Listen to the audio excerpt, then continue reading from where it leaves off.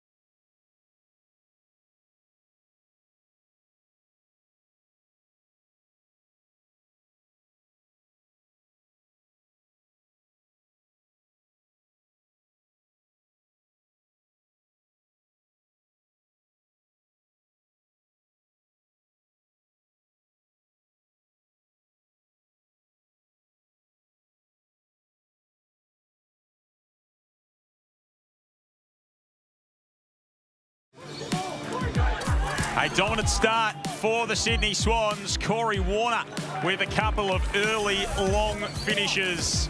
They've got 7 goals in the opening term. What about that from Hayden McLean? Straight out of the air, if you don't mind. Kicked 5 last week. He's got 1 on the board in the opening quarter as well.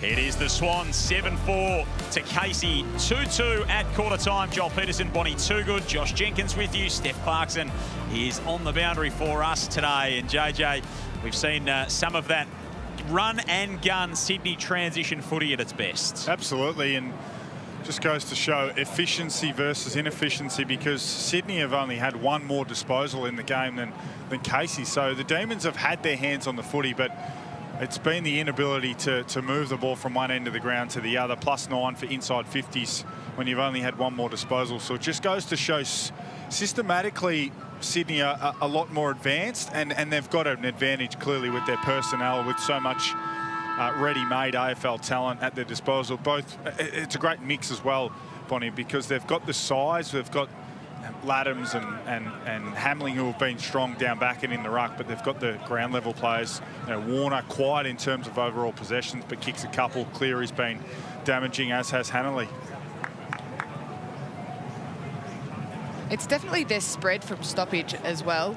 The clearance numbers are only to the difference. So to your point, there's not much in it when it comes to those statistics. However, the ability to spread from there, and that's what's catching Melbourne off guard at the moment. So the Swans with a very, very good start, up by 32 points at the end of the opening term. So a little bit of work to do for Rhett McLennan and the Casey side of things to continue a 5-match winning run that they have had in this particular matchup against the Swans in recent times. Let's get the Sydney side of things and go down to Steph. Nick, a good first quarter, 7 goals on the board. How good is it to get a good start? Yeah, it is. It's really important any game to get a good start. I think our defence and contest has been really good, and we've been getting good looks off the back of that. We just heard you in the huddle then say control the real estate. How important is it to control the whole ground? Yeah, well, we're just talking about taking the grass. Like, if you've got grass in front of you, run into it, because we can try and get some trade-ups and get our game going off the back of that. So hopefully this quarter we can do that into the wind. Good luck. We'll see you soon. JJ, if you're controlling real estate in Sydney, you're doing pretty well. Yeah, good luck to you. I'd imagine you'd want a good income, because the mortgage is going to be hefty. But just to talk about it in footy terms, Nick Malcheski, so when you're a Sydney player, run and take the ground in front of you, because it's going to force a Casey player to come up, and that's how you get your overlap. Might have the aid of the breeze here in this term. Casey, see if they can get something going. Stanley's been busy for them. It's their first goal of the game. Now he's forced into defensive mode, and they just force it forward. Brute force from the Swans, and Filippo with the finish. They pick up where they left off, Sydney, with their 8th of the game. Again, at VFL level, it's really evident. You get to hear some of the messaging from ground level, and it was this contest here from Warner. You could hear someone yell out forward. So straight away the thought process is, as soon as you feel any pressure, just handball it forward. Trust the fact that other Sydney players are going to get forward, are going to be ready for that. Don't look to come back, which a lot of clubs do, because we're all ready for that ball to come forward. I wonder from Casey's perspective, at centre bounce you can't do it because of the 6-6-6 rule, but having a 7th defender I think would be important here to try and be a bit of a roadblock as that ball gets handballed forward. It's been a powerful performance from them thus far, the Swans. White takes it out of the middle for Casey, bashes it as far as he can. Battling for the footy there, Kenfield. Oh, and Snell, he just goes to himself. Nice work from Patrick Snell, and then he undid it all. I feel like I can hear the Mr. Whippy van potentially at ground level too, which is enticing. Good day for it, 25 degrees. See if Steph can sort us out. Bowman in defence. The big punch came from Hamling for the Swans. Detoli at ground level. He lays a strong tackle. To your point too, JJ, do you change your stoppage structure slightly to give you a bit more reinforcement at the back of the stoppage, Yeah, or I think the front of the stoppage, I suppose, for Sydney? That sweeping or skinny side winger can just drop back and take some ground, just expecting those forward handballs to come. I just think they need a roadblock or a hurdle there, a brick wall, so that when that forward handball comes, at the moment they're getting rushed against. They're getting Sydney players coming forward, and the Casey players are having to turn their back to their own goal and try and go and find the footy and then repel. If you're able to take that footy facing your goal, you're going to be able to kick the ball forward. Try and launch another chain here. Lightning hand pass over the top to set up the run of Hanley. He flicks it out wide. Bounce for Harrison. Lost it. Had enough time to go back and get it. Kicks to the pocket. And a good mark taken in the end. Longmire was able to pull it in. It almost came undone for Joe Harrison. Yeah, the ball didn't bounce back to him. There was a little bit of a dead spot in the grass there, I think. But that was a great illustration. So you look at all the Casey players, they're all got their back to their own goal. They're all running back to goal. If you can try and get a bit more depth and be coming forward at those forward handballs, that's the only way you can tip them over and stop that slingshot attack. Played for Werribee and Collingwood previously. Jed Longmire. He's got a goal-kicking name. He doesn't have to finish on that occasion. Uncle John was watching him on the boundary line, as we saw earlier. It's the full-back version of Uncle John, I think, that kick. It's out of the Coral Rutherglen Footy Club up in the O&M. Had a bit of a resurgence in recent years to get back up and running, which is a great story. Bowie drives the Demons out of defence. Big arm move, goes after it, flicks the handball back. Just under pressure at every turn at the moment. Bonner got caught. Harrison, he lobs it forward. Longmire's come up to hit up at the footy here. Kick paid the mark to Cleary belatedly. Cleary's had it 13 times as he goes into the centre for Laddams. Measures the kick beautifully. He waited it for Chamberlain, who couldn't hang on. Cinema right there with him every step of the way. They want the safety at the boundary line, both teams, and they'll get it. It's got Robbie Fox's 42 on, Chamberlain. He looks a little bit like Robbie Fox too. I think Joel is doing good stuff for Tassie, is that yes, right? Correct, yep. In action at the moment against Sandy. Up and about, the Tasmanians. Went and played for Lauderdale a couple of weeks ago, Robbie Fox, with Matthew Wade. Yes. Former Australian wicketkeeper. There was a couple of the Tassie boys who went and played for the Bombers in the SFL. Nice little bit of burst here from Cheffers. He might get it back as that ball bounces out toward the boundary line. He got run over by Snell in the end. And looks like it'll be a boundary throw-in on that outer side. Yeah, it's full steam ahead for Tasmania and the VFL. They've lit it up. I think big audience numbers and plenty of people getting to watch them. They're up by 3 goals against Sandringham at the moment. So they are up and about. Game in Lonnie. Port playing Werribee later today, and then of course the Suns and the Giants in the curtain raiser to that game, which you'll see here on Fox. Sydney and Melbourne in the AFL before the Giants and the Suns do battle to close out round 8. Deep entry for the Demons. Cunningham swoops in. Nervous handball defensively, and the pressure from Matthews just couldn't get there in time. You've really got to keep, if you can keep your head on your defensive goal line, it's quite simple, Bonnie, but it's easy from here, harder down there. And definitely the stress that those players are feeling in that moment, we can easily sit here and criticise, but you know what it's like. Not that you spent much time down there, none. JJ, either do I. Yeah, but so what are either of you two doing in the back line? Well, I was very good for being the one to pretend to not put on any pressure because that was quite natural. How can I get a cheeky free kick with not putting pressure on? If I see you in the back line in the next AFLW season, it will be noted. I'll imagine it's generated from this very conversation. Deep entry for the Demons again. Kentfield went without it. Gibbs is back there for the Swans. Good pressure for the Demons. Cinema, well, he almost laid the tackle. And then it was the bit of chip and run. He chips it back to Bowie. And Jake Bowie's got it right on the 50. Yeah, for a Small man, he clearly doesn't look super confident. The breeze is probably going to assist to a degree, but it's got to be right on the cusp of as he gives us the Matthew Lord and just throws a little bit of grass. So I like it. The breeze is going to assist, but the worst kick in footy is landing this right on the goal line. So you've got to be confident. He's gone back with some purpose, Jake Bowie. And he got the journey, but not the accuracy.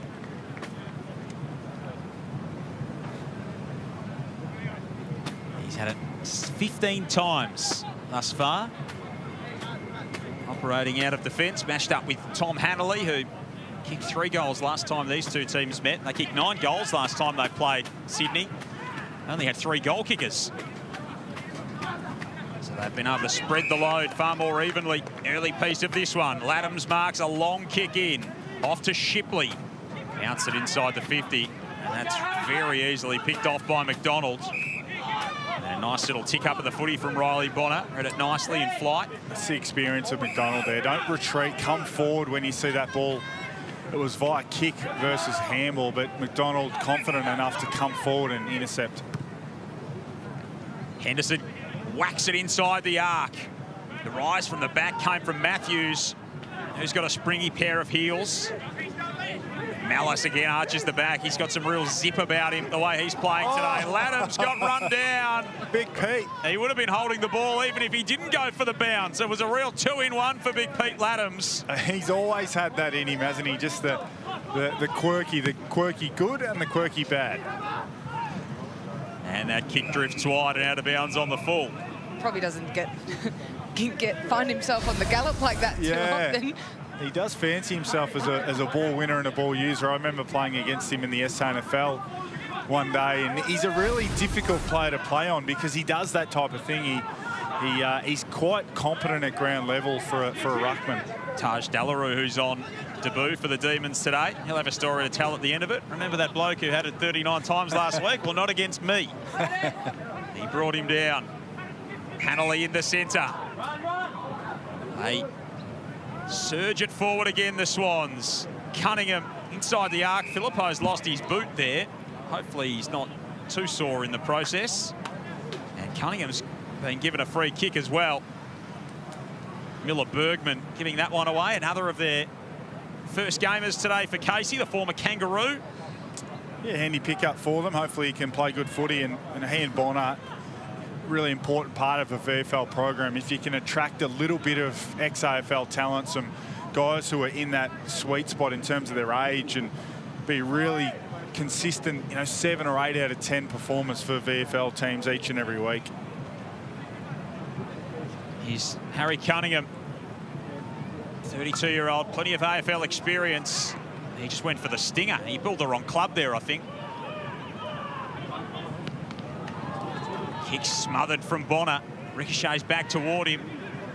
Came with a little bit of a surprise. And then Chamberlain is pushed across the boundary line by Henderson. And the health of AFL teams dictates your VFL form so much. I mean, if you take, say a Brodie Grundy misses, a Charlie Curnow's injured for a period of time, you take McLean and you take Laddams out of this Sydney team, it looks a fairly different operation. It's Riley Onley in on the tackle to send it out of play, in fact.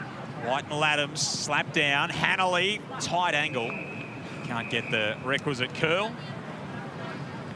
And we know how other teams in the AFL and VFL are struggling with that, like Western Bulldogs, for instance, and Sydney played them last week with this outfit, and then... Richmond yesterday had 3 listed players. Yeah. That was all they had because they travelled to Perth. That was all they could pick from. And then, of course, they got the win at AFL level as well. I think it's always a positive for the competition when we're at round 8 and everyone's had a win. It's a positive that we haven't got a team on the bottom of the ladder without a win. An even season thus far at both levels. No one in VFL is winless. No one hasn't lost either. Perfect. Matthews inside the 50. Schroep gets gang tackled by Hamling. And then he and Snell want to go on with it for a little bit of afters as well. Perfect press from Snell. Yes, it was a lofted handball, so it's probably I mean, he'd be making a big mistake by not pressing, but that's the perfect example of what we want to see a little bit more from Casey. Adams was optimistic, trying to take that one out of the ruck. Here is Schrook at ground level. He can't bring that one back quite enough. 3 behinds to start this second term for Casey. Needed to make the most of that. Had enough time and space to be able to kick that one through the big sticks. The opportunities haven't come thick and fast as they have at the other end. You do need to take your chances. Cleary up to disposal number 15 as he just eases that into the centre of the ground. Ed Bowman rolls onto his right boot, drafted as a forward. He was the bolter in that 2024 draft out of Norwood. Been deployed across half-back for the Swans so far this season. Long entry from Gibbs. McLean the target, staying down. Harrison, he misses as well. Just looked undecided as to whether it's going to check side that or kick a drop punt. So many players are seemingly comfortable to snap the ball, whether it is on the outside of the boot or the inside of the boot. Does draw a little bit of criticism from time to time. Just occasionally. Okay, now Casey can chain it forward impressively. Schrook's got Matthews inside the 50, just couldn't get the kick there.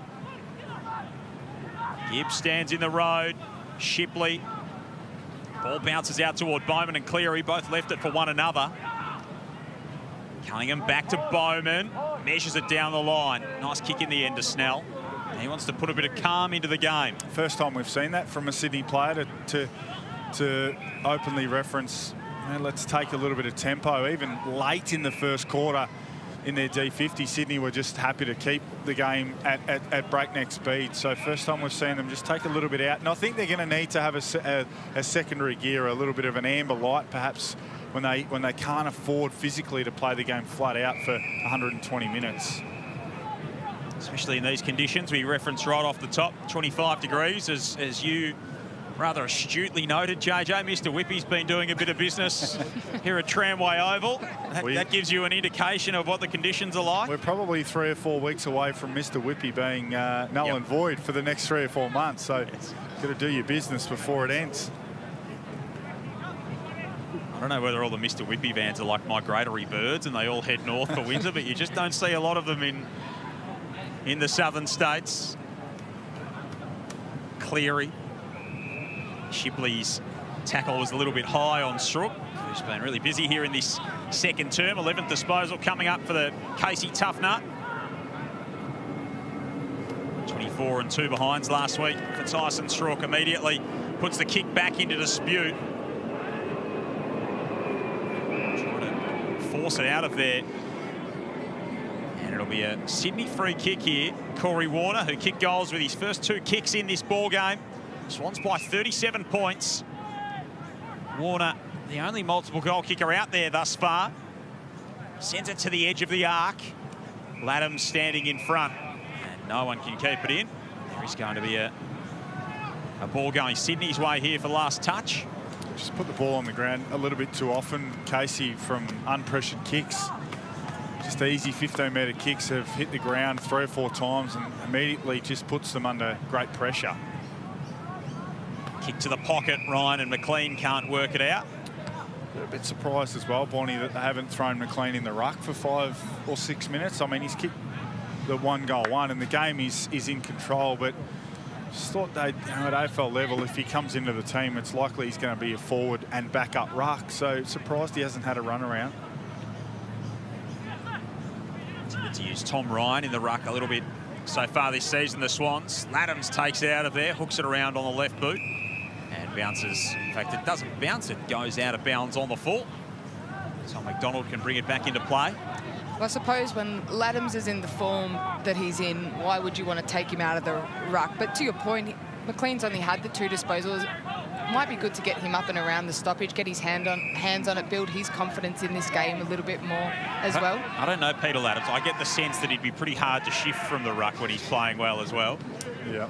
It might be hard to make the case to get him out of there. As a last touch free kick will come to Joel Hamling here, and he doesn't want to waste any time with it. Particularly with Big Pete, he's had the 15 disposals, so he's on track for 30 plus in this game, well and truly. So yeah, you're right. He's going to be hard to dislodge. But Big H might just say, well, you've had 15, I've only had 2. Let me have a go. You just see the pill in my direction. McLean's got 1 goal, 1 from his 2 disposals thus far. It's thumped out of play.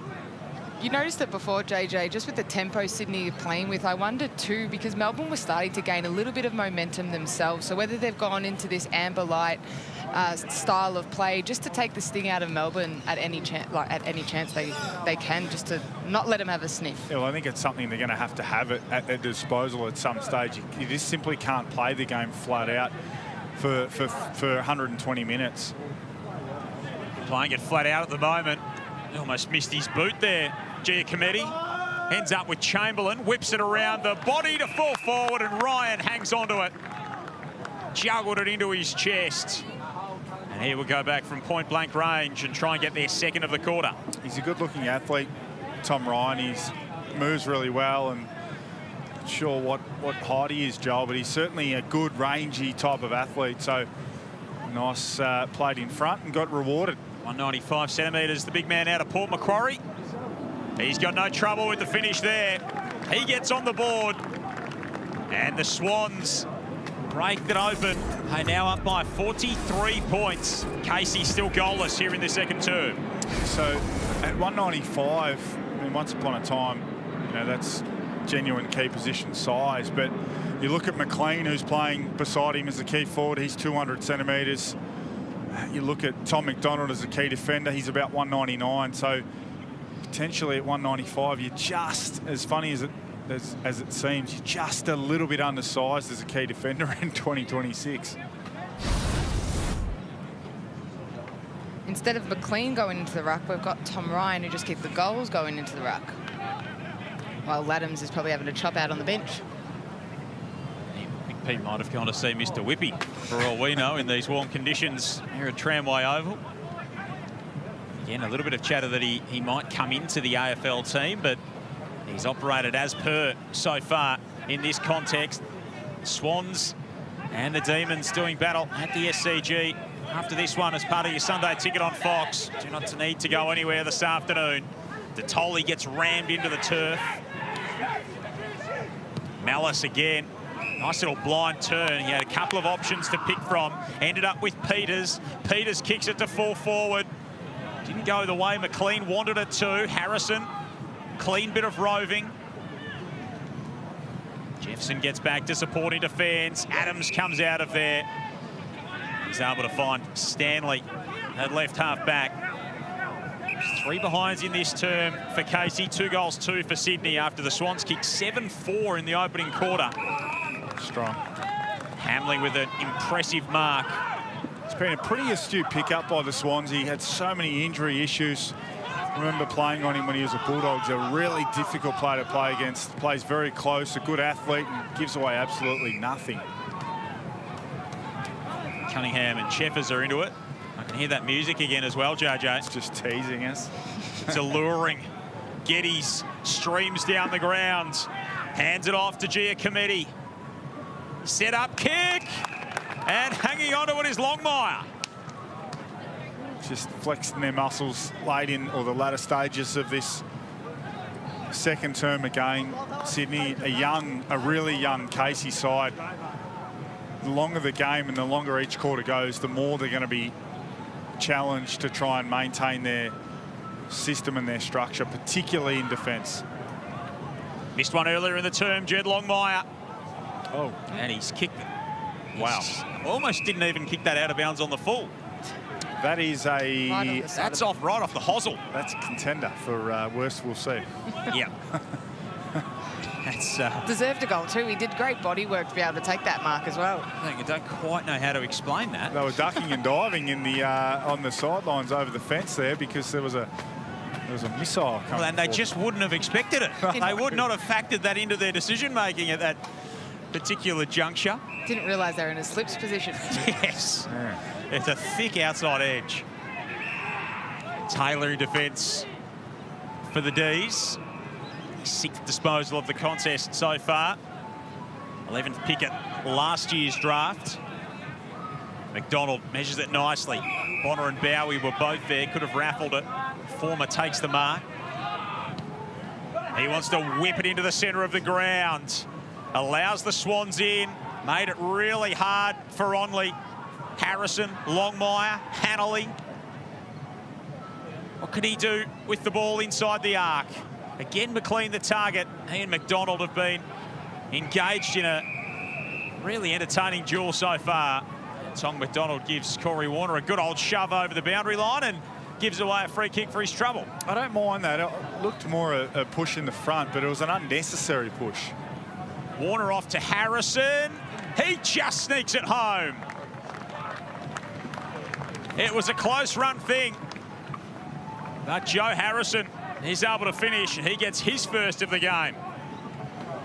Just didn't have time to get anyone on the goal line there, Casey. We'll get a look at the free kick. So just seemed to really push in the front. I don't mind that because McDonald knows the ball's, it's either over the boundary line or it's very obvious it's about to go over the boundary line. I think players do get away with unreasonable pushes, particularly in the back when they're close to the boundary line. So I don't have a problem with the free kick. And a quick handball from Warner because he's a left footer, and Casey just didn't have anyone standing on the goal line. If they did, they would have stopped it. Probably highlights the youthfulness of the Casey side, not having someone on the goal line, but also Warner giving the handball to a Swans player who was not unmarked as well. Yeah, so really lapse in mindset there. Josh Jenkins, Bonnie Toogood running their eyes over things for you. VFL Footy here on Fox. Cleary trying to link up with Warner. Bowie picked it off and sends it back the other way. Hamling, a bit of a knock on in the end to Cameron. Cleary's got all the time in the world to just free himself of the tackle. Giacometti kicked the first of the game, tried to carve his kick through the middle there, and it was picked off. Bonner goes and sends it back the other way. Here's Skipin. He's had a couple of opportunities, playing just his fourth game. 3 goals, 5 on the season so far. Looks like he at least wants to take it on. Yeah, he's got that breeze behind him, so that's going to give him a couple of metres here. So at least, to say the absolute least, it'll be needed. He's kicked goals in all of his 3 games so far. Skipin lets it go from the edge of the centre square. He gave it an almighty thump straight into the right-hand upright. Could hear the thud of the upright from here. He definitely had the meterage, though. Oh, he put some hurt on that footy. For a very rangy type. Walking it in from full-back was Snell. And that got away from him in an awful hurry. It did, yeah. Left footer as well, just ran himself out on his right and quickly realised, oh, the right's only for balance. I better try and step back inside, and there was no inside. It was right place, right time. And Louis Hodder laid the tackle and is rewarded and kicks Casey's first of this second term. Got a bit of reward for effort here, and look, it wasn't a lot of effort. He did put the chase on, but Snell thought, oh, I'm a left footer, I've got to find a way to get back inside, and apologises straight away. Just a little brain fade from him, but deserved something to take into the main break, Casey. They've been okay. They're outgunned, they're outmanned. They've got a lot less experience in their group, so they've battled fairly manfully. And I tell you what would be interesting, whether Stephen King and his coaching group are watching some of this VFL game. It's really obvious the way Sydney are going to flick this ball forward, and a great opportunity for them to get a bit of a live look at how Melbourne and Sydney are going to go at it today. Hopefully for Demons fans, it pans out a little bit closer. They get the clearance here, and Kalani White's been awarded the free kick. This is a body that needs 3 or 4 or 5 years in the gym, shifting some tin and shifting some iron. He's quite thin at the moment. He's always going to be, you know, like his dad, a super athletic ruckman, a centre bounce ruckman who can hopefully be really impactful in there, but he's going to have to get a lot stronger and a lot more physical to compete at throw-ins and ball-ups around the ground. Son of Jeff turns 19 on Tuesday. Looking for his first goal in Casey colours. Didn't have the carry or the accuracy, and it's out to the right. Of course, he's got a pretty good mentor in the old man, who, of course, the former #1 pick and does a little bit of a coaching and analysis work these days. The umpire has to scurry out the back to collect the footy. Perfect time for Kalani to come into the system with the, I think it's probably a little bit over the top, the desire to have the ruckman who can leap in the centre, but it's certainly helpful if you've got a big athletic leap. Two-ruck system very much back in vogue this season as well for many teams. Saw it work to great effect with St Kilda last night against the Blues. Warner hooks it out of defence. Good mark taken by Minis Wakefield on that outer side. Casey with just the 1 goal to Sydney's 3 in this second term. Drives it deep. And trying to kill the contest there. Coming over the top was Gibbs. Didn't quite find the safety of the boundary line, but it is stepped across in the end. It's got the feel both teams are looking for half-time. Casey just pressing, though, if they can reward themselves. We've had a few goals. It's not going to be a long quarter, but if they can press and maybe get one more, just gives them something to take into the half. Growing contingent of Swans supporters on that hill. The forward pocket where the ball's being thrown in. Little bounce pass there from Corey Warner was neat. He'll get it back as well as he dashes outside the defensive 50. And they will stream forward again. Handball from Hanley, looking out wide for Mellis. They just couldn't link up as cleanly as they needed to. McDonald with a little blind spin, kicks to a 1-on-2. It'll stay in Demons' hands. Bowie. Skapin, who we saw earlier in the term's got a massive leg on him, kicks inside the 50. He was looking for Cheffers and Hamling was too tall. You can hear the calls of tempo, and he immediately gives a handball in D50, so the message didn't quite get to Hamling in the moment. So half-time at Tramway Oval, and it's Sydney by 7 kicks, 10-6, plays 3-6, 3 goals, 2 in that second term for the Swans, who have just continued to ride roughshod over this young Casey team. It hasn't been without some form of resistance, Bond, but it's been a pretty well-drilled Swans outfit thus far. It definitely has, and their handball receive and their run and gun and their forward momentum has definitely been on display today, and something to watch out for at the senior game later on too. And Casey just haven't had consistent answers. They've known they've needed to press, but it's one thing to talk about it, but it's another thing to actually do it, and then do it with connection as well, and that's been a real struggle for them today. 22 touches for Riley Bonner in that first half for Casey. Caden Cleary's had it 19 times, Harry Cunningham 18, so some of their big guns getting involved and really leading the way for this Sydney outfit, JJ. Yeah, no doubt about it. And the second quarter was a domination, so plus 31 in terms of disposals in that second quarter, and this is the key number, plus 24 handball receives. So it's not about Casey getting more handball receives, it's about them taking some of the handball receives away from Sydney. Swans by 7 kicks at half-time. Let's go to Steph Clarkson.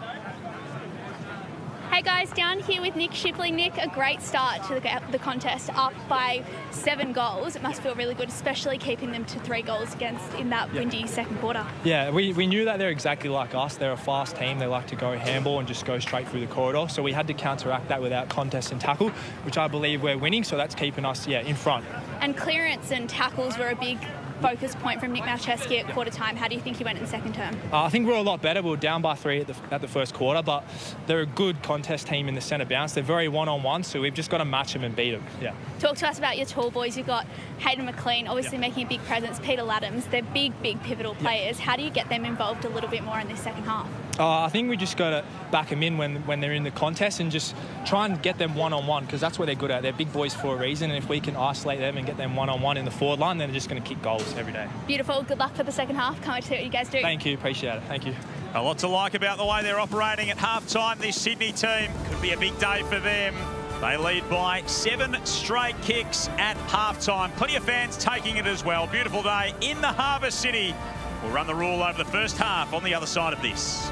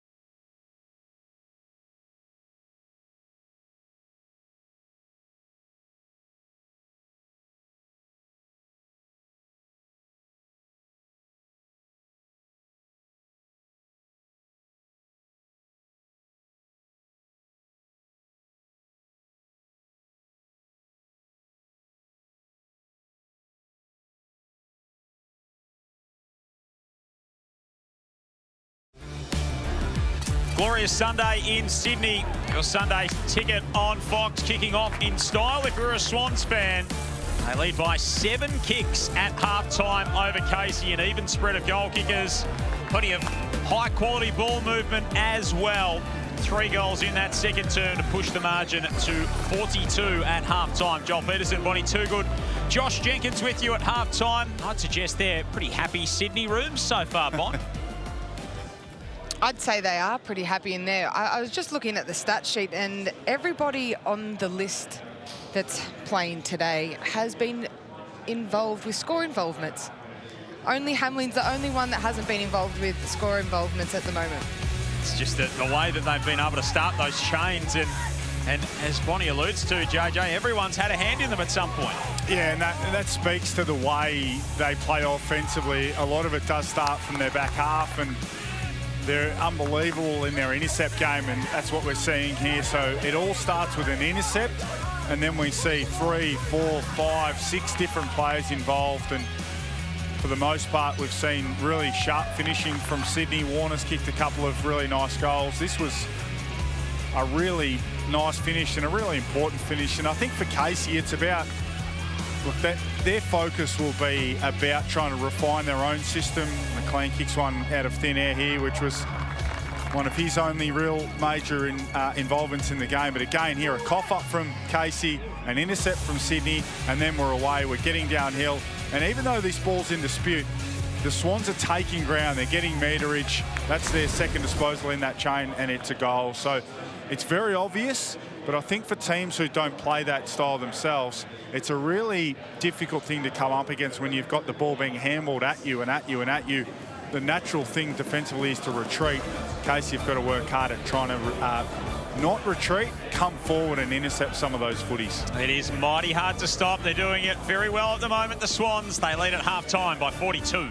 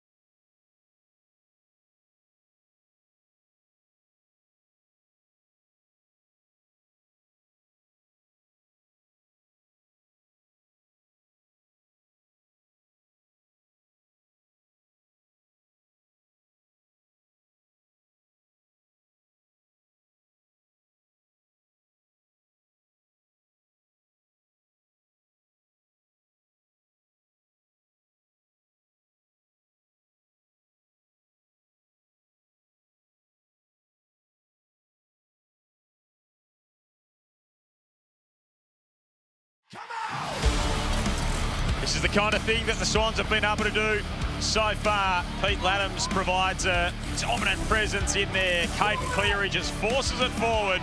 And Tom Hanley on the end of it all with a clinical finish from range. 7 in the first quarter. That was among the best of them. 10 at the half for the Swans. They lead by 7 straight kicks.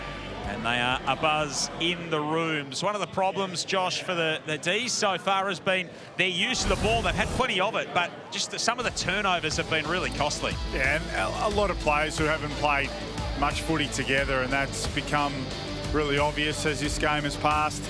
The other element for Casey is they've just put the ball on the ground in simple situations. So that's just a simple kick. Poor weight distribution off no steps, gets turned over at any level of footy. So just some missed kicks. That was a poor one from Riley Bonner, who has been pretty good, 22 disposals at the half. But those basic skill errors, so I saw it yesterday between North Melbourne and Geelong, you're always going to have to concede that your opposition plays good footy. You don't want to have self-inflicted wounds as well, and we've seen some self-inflicted wounds from Casey. Plenty of Swans fans rolling in off the tram as well. They're getting ready to see the Swans and the D's do battle at the SCG. The second half coming up here at Tramway as well, and it's all on the other side of this.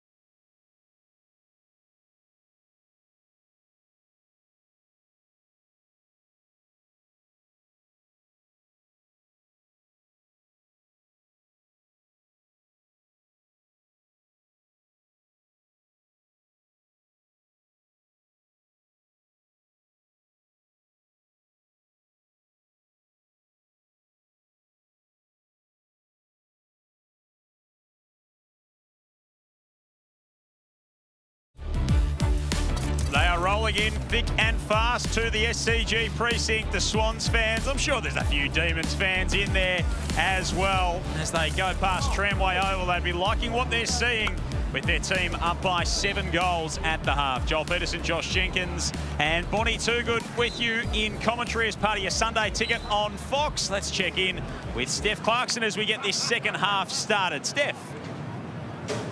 Hey guys, was just waiting in the Whippy line before I went into the Swans rooms just before half-time, but the line was really long, so sorry, can't deliver with the goods right now. But who can deliver with the goods are the Sydney Swans, and they're extremely good and accurate handball game in attack.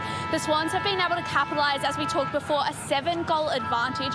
Corey Warner really instrumental playing in that midfield role and getting those handballs up. The Swans are leading 116 handballs to Casey's 80. Casey are just looking a little bit stagnant in the middle of the ground, whereas the Swans are really getting that push up the ground and finding those handball chains, finding ways to get through and then finding their forward targets and capitalising. In that last quarter, they were kicking against the breeze and still were able to pile on the goals and take the pressure away from Casey's midfield battle. So in this contest, it's been an amazing thing for to see the Swans, especially because they do that at the AFL level. So to see it really translate from AFL to VFL has been really incredible, and it's really cool to see that it is a one-club mentality, especially with that handball chain and going forward. Yeah, when it's working for you, Steph, why not employ it at both? And it's certainly working for their VFL team and Nick Malcheski in this first half. 10-6 to 3-6 as we get the second half started.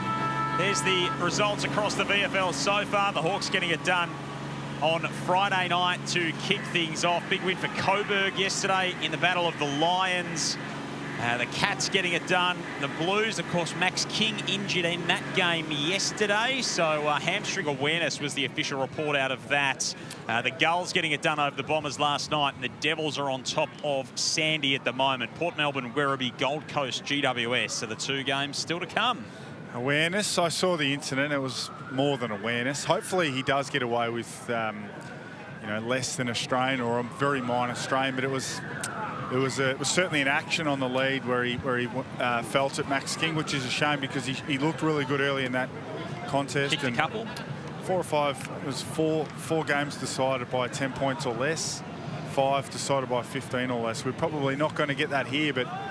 A really competitive weekend of VFL footy, which is excellent to see. Absolutely. The 2 other games not too far from getting underway. Gold Coast GWS will be the curtain raiser into the men's game tonight. So that will be an interesting contest between those 2 teams at AFL level, of course. And your Sunday ticket will have all of that covered for you this afternoon right here on Fox. Sydney Casey into Sydney Melbourne. The Giants and the Suns to complete round 8 with Bounce thrown in for good measure with Chief and Gazy and the crew. Second half about to get started here. Rhett McLennan, clearly this is a young team. They're down by 7 goals at halftime. How do you think they try and keep the morale and the good vibrations going as they start and come out this second half? Well, what's good with a young team is that you don't need to manufacture that energy too much, but you will lean on your senior players to be able to continue to perform and lead in the right way and keep that energy up so the morale doesn't drop too much. But I think it really starts in their midfield and providing a lot of energy, but not getting beaten on the outside, because that's what Sydney's been doing over and over. Steph mentioned Swans with the breeze. Siren operators just got a little bit happy to start this second half. Like the sound of the siren so much, they wanted to hear it again. Why not? As Cleary is grabbed by a couple of demons, just making sure everyone knew to restart proceedings. Not like the old air raid sirens, sort of country footy style. Chamberlain got dragged down as he tried to get rid of the footy. Work from Riley Bonner to force that one back into Casey hands. He's had it 22 times in the game thus far. Bowie 17, Cleary 19, Cunningham 18 for the Swans. That's a poor kick coming across the centre of the ground. Easy pickings for Sydney. They can go straight inside, attacking 50. Hanley rises up, does his work at ground level as well. The pirouette, the kick to McLean. He couldn't hang on to it. Adams was there for Melbourne. McDonald. Jeff Onley working in defence, trying to work it out of there. They will extract it from that defensive 50, maybe only for a moment. Kentfield was there, coming in a little bit hot with the tackle was Cinema. Picked up by Cleary, hoisted a mile into the air. McLean was just too strong. It was bully ball against Jed Adams. He bumped him out of the way and latches onto it 40 from home. Yeah, just a big 100-kilo plus athlete up against a guy who's not only giving away size and strength, but probably some AFL craft as well. So good start to the contest, to the second half for McLean. He's been quiet. Most of his other teammates have been able to get involved in the game. He's only got the 1 goal, 1 from 2 disposals. Almost had that chest mark a minute or so earlier, so he'll be keen to start well here in the third. It's an awkward ball drop in the end, and Stanley goes up to pull it out of the air. Little bit of hang time on the last line of defence. It's been good, Stanley. 13 disposals and 1 goal, 1. So showed a little bit of aerial prowess down back, which is good to see. He's spent a long time playing with Box Hill, trained with them in the pre-season with Hawthorn, trying to earn an SSP spot. He'll spend a bit of time on Frio's list as well, after being taken in the mid-season draft a couple of seasons ago. Trying to fight his way through with Cinema, got boot to ball somehow. And that was about a 12-metre kick that's paid a mark to Armu. Went higher up than it did long. Armu kicks inside forward 50. And there's a free kick going against Bonner there. And he's rifled that ball back at Noah Chamberlain. He has. Not sure whether Chamberlain wasn't quite ready for it or... Probably not ready for the power at which it came back at him. Yeah, Bonner just zipped it into him.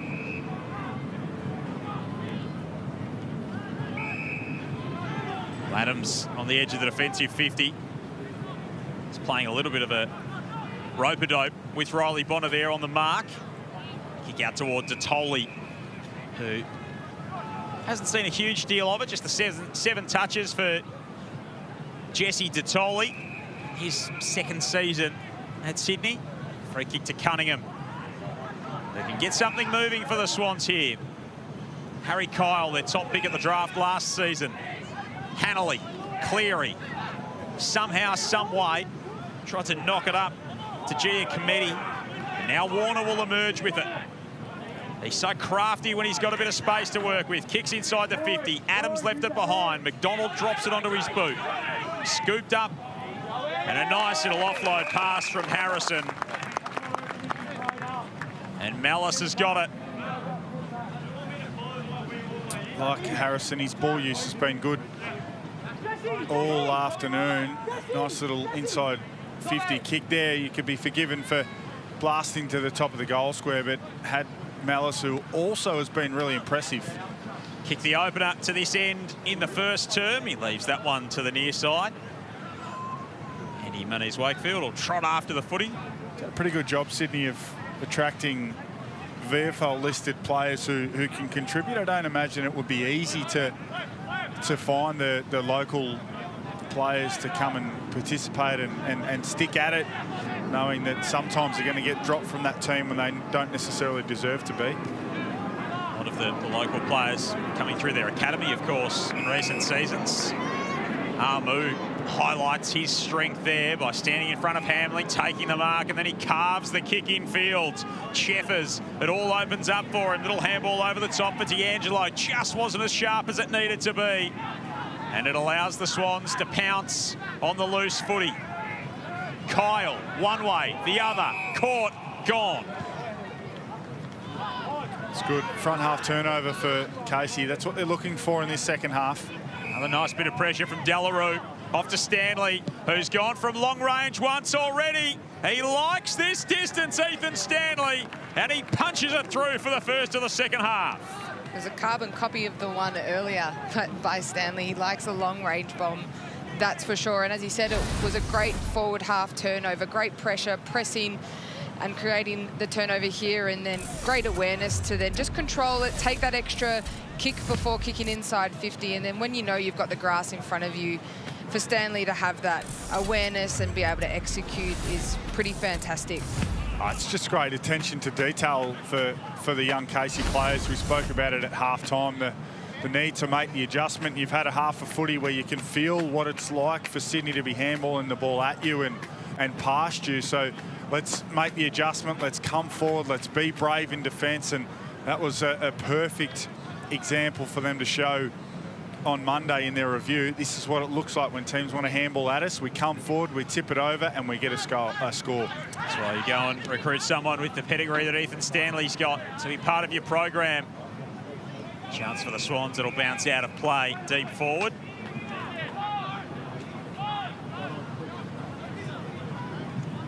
Hayden McLean. Limited opportunities, coming off 5 last week. The big task against Tom McDonald today. 1 goal, 1 from his 3 touches. Sydney fans continue to stream into the SCG. Here's Hanley off the pack, got it from Laddams, and missed on the snap. It's a very interesting matchup between McDonald and McLean. You'd hope if McLean's wanting to put his hand up for senior selection, being able to perform against another AFL player is pretty important. So I think if he can really step it up and be physical, find some more opportunities in front of goal in this next half to help his AFL. Oh, that's a big rise and a really nice mark from Luca Kentfield. Wowee. That was awesome. He was up there with the tram lines. Well, we need the ball to go out of bounds so we can have a few looks at this. This was a great climb, perfect sit. Look at that. Happy days. Nice stuff from the big West Australian. Unfortunately, he kicked it straight into the man on the mark, and it'll come back the other way. It's been a bit the story of Casey's day. Sydney will fire it inside the 50, and McDonald's in the right spot.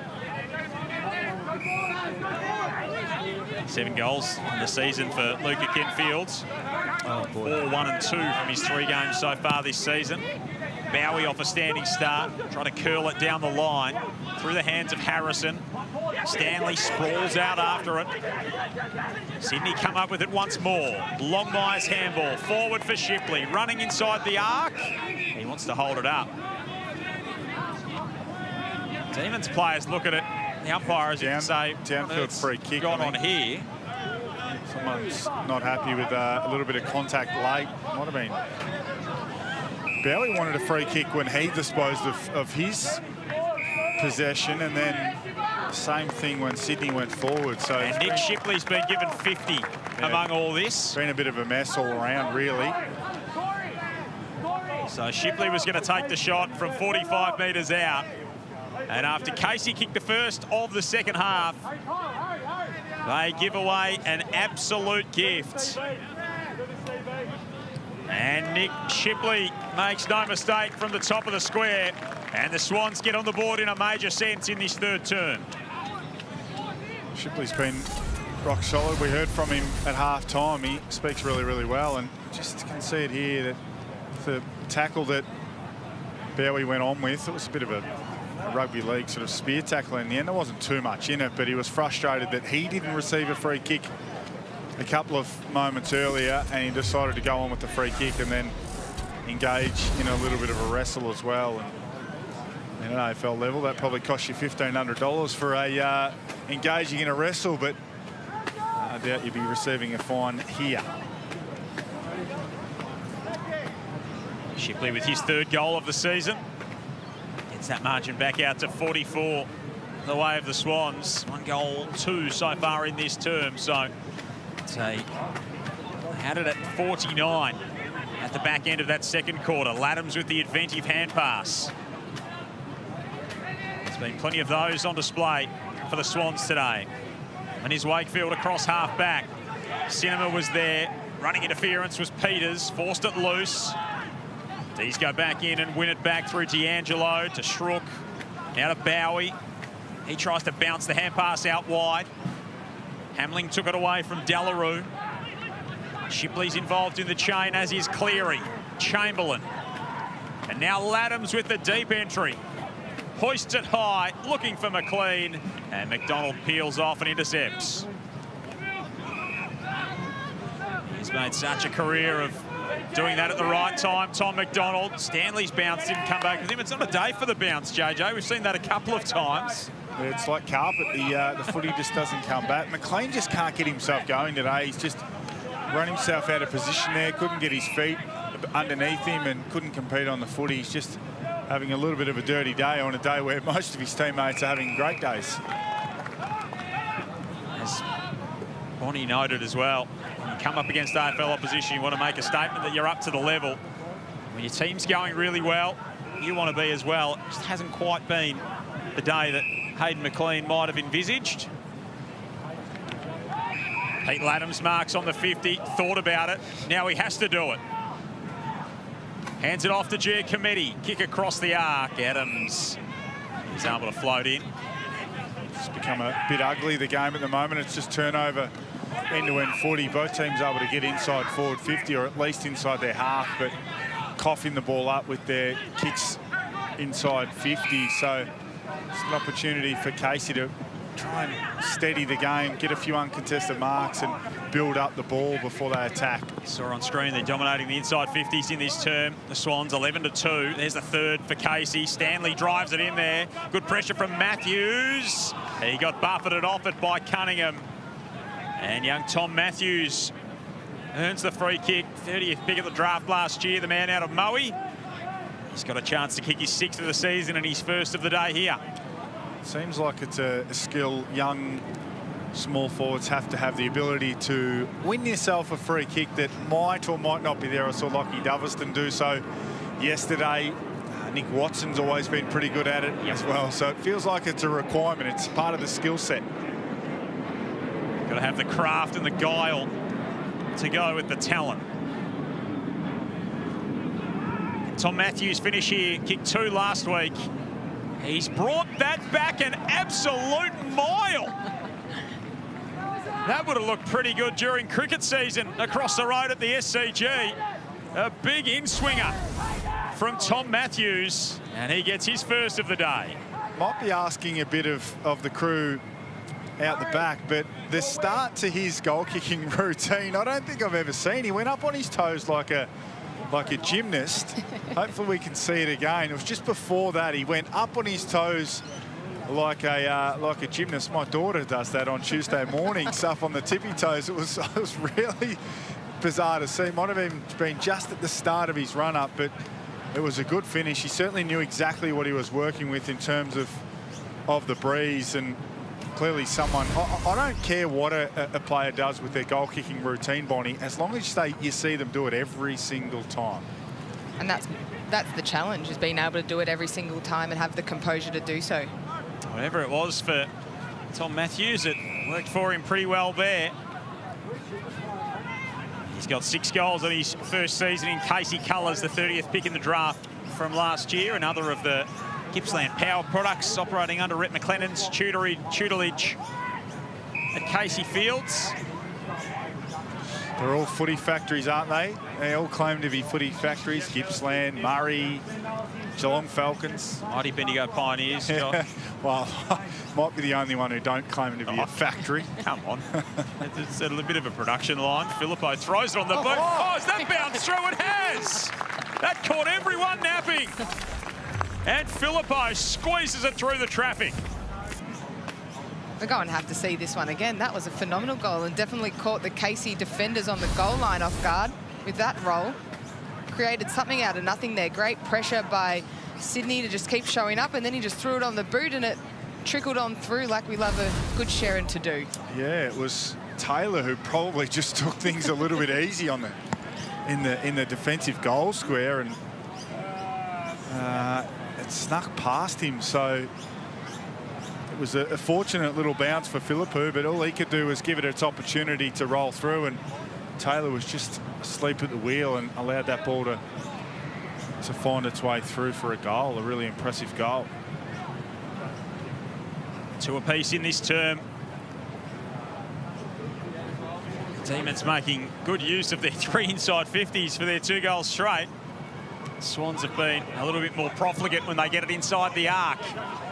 Here's Warner, drives it deep, drives it really deep. It'll continue to roll and tumble. It's kept in by Longmire. Detoli squares it up. McLean knocked it on instead of marking it.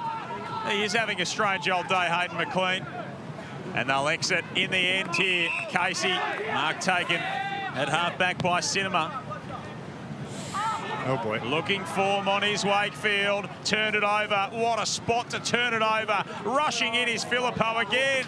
He almost walked into another one. And he looks like he's pretty sore here in the tackle. He's grabbing for the front of that left leg. He's really sore, isn't he?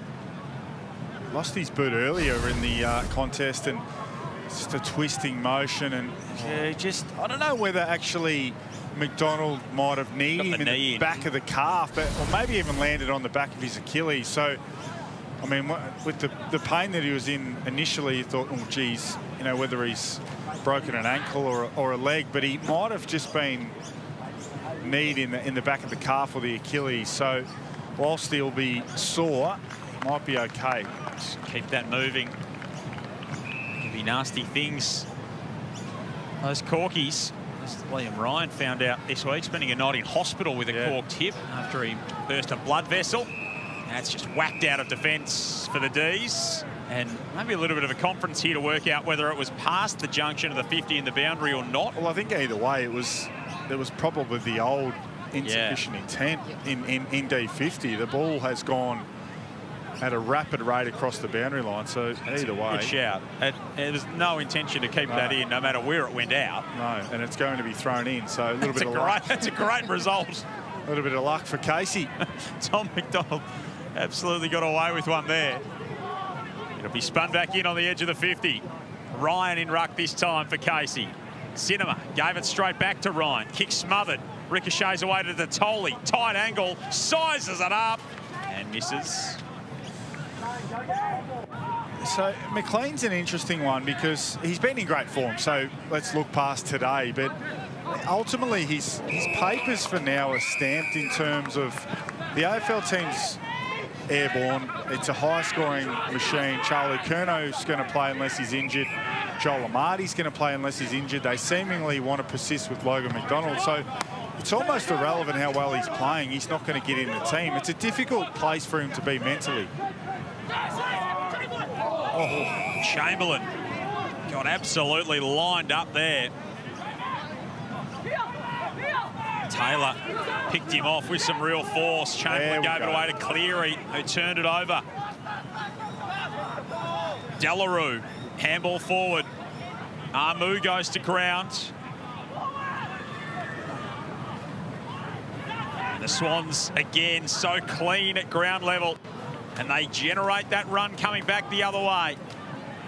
Getting in the way, though, Skapin. Kicks inside the 50. Nice delivery. No set shot routine this time for Matthews. He just rolls on, pokes it over the top, and Berry's stolen it on the goal line. Oscar Berry pinches it and puts it through for Casey.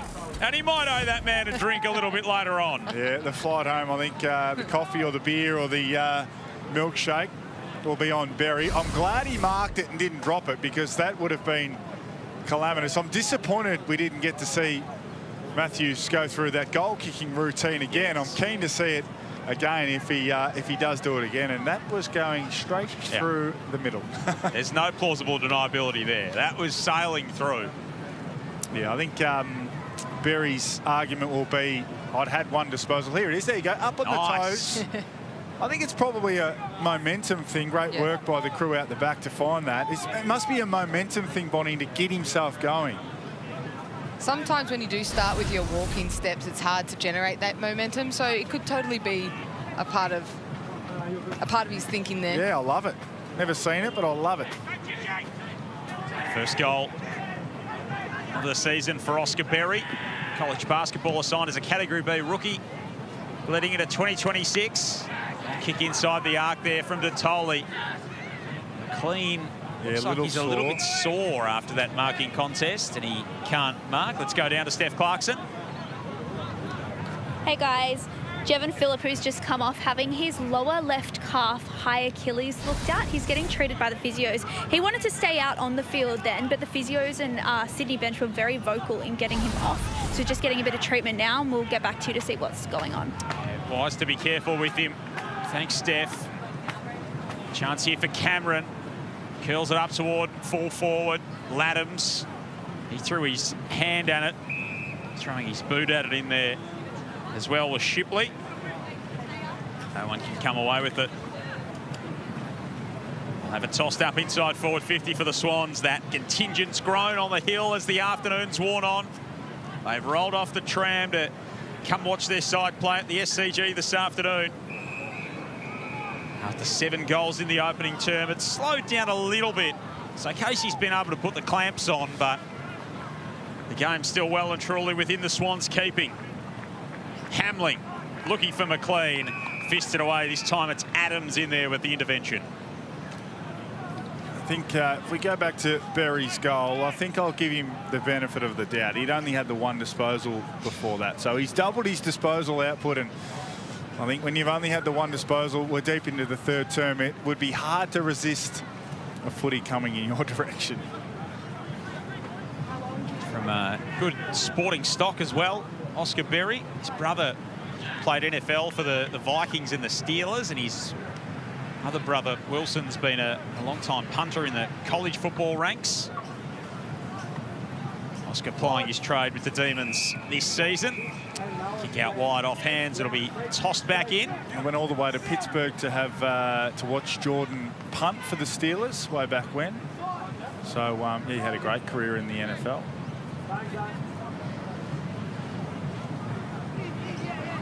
See more and more players operating absolutely in that neck of the woods. I think Jack Bowmeister got signed by the San Francisco 49ers the other day.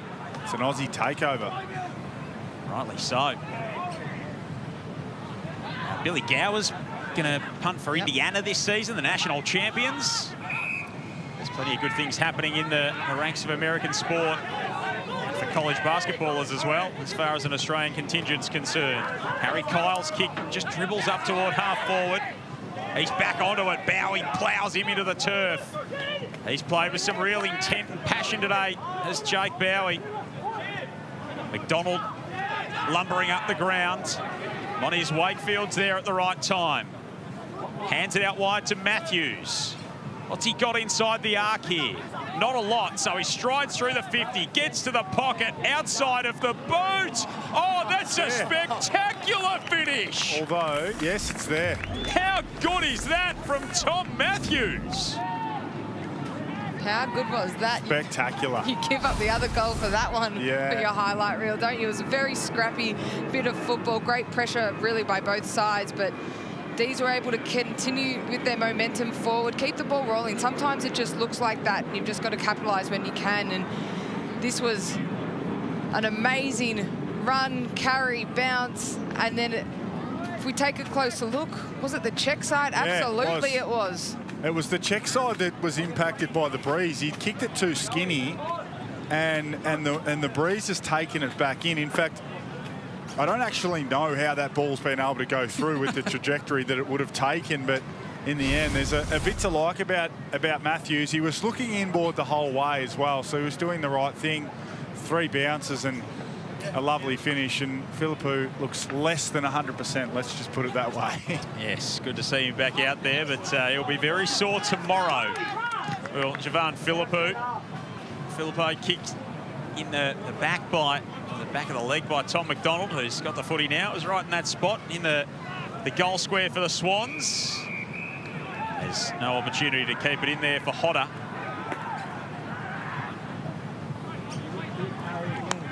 Oh, Hanley dropped what he absolutely should have taken. Might have spit it before he had it. Bowie floats it out. Swans have got numbers there again. Hamling trying to make something happen. Otter once more from Haileybury, where he played his footy with Tyrone Armu under the tutelage of Matthew Lloyd the last couple of seasons. Here's Stanley, who's kicked a couple of long goals already. This is too far out even for him, so he floats it into the breeze and dropped it into a beautiful spot, and Skapin's on the end of it. Just dropped off their pressure and their overall game, Sydney at the moment, but let's give the credit to Casey. They've been able to chain the ball from end to end a few different times in the back half of this 3rd term. So, I mean, the game in terms of the results probably shot. We have seen big comebacks across the VFL and AFL this season, but it just gives them the slightest of chances, but certainly gives them a lot of confidence going into three-quarter time. 2 behinds so far for young Jobe. 3 goals, 6 on the season.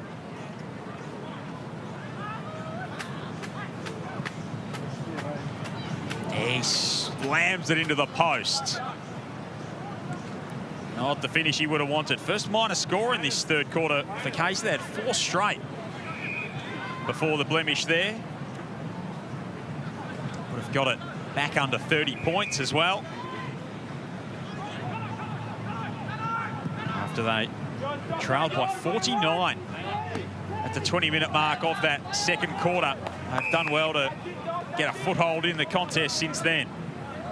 As we've spoken about, a really young team, an inexperienced team, so they've shown some real determination here, Bon. They have, and some real resilience just to keep fighting, which is super positive in what they should take into the fourth. But here we go, Sydney running inside 50. Hanley has run too far, has he? Well, that has he.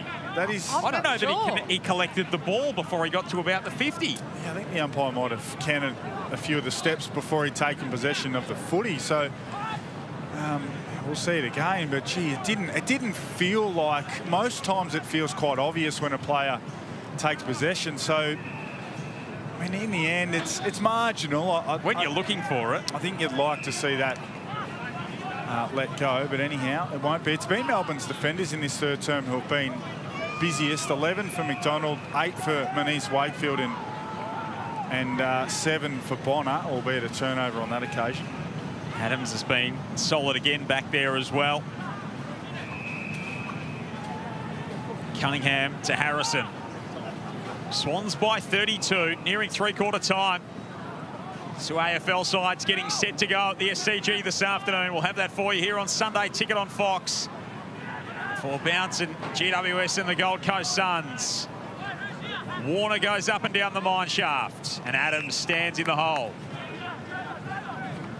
Really liking what Adams and McDonald are doing in this quarter. They're actually swapping on each other's opponents, but now they've kicked themselves into a bit of trouble here. And Manise Wakefield doesn't know whether he can rush it or not, and eventually he does. Well, he attempted to handball it back to Adams.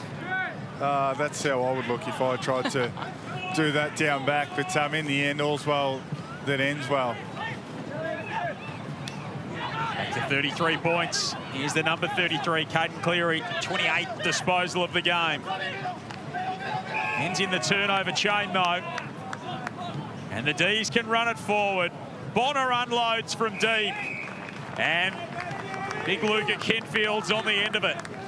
Yeah, nice passage of play from Casey, one end of the ground to the other. They've actually picked it up in terms of that transitional end-to-end style of footy, and whenever you can get Bonner in a bit of space, he's their primary ball user. He's had 29 disposals. It's able to get that ball out the back, and Kenfield gets on the end of it. Should kick truly here. Only the 6 disposals, hasn't hit the scoreboard yet. This is for their 5th goal of the term. Yep. And to make it a ball game that's within 5 kicks. Heading into the final change, Luca Kenfield. He drives it through, and maybe there is still a sniff for this young Demons team. Three-quarter time arrives. They trail by 27, but they have made some serious inroads into this contest. It's the Swans 12-10, Casey 7-7 with a quarter to play.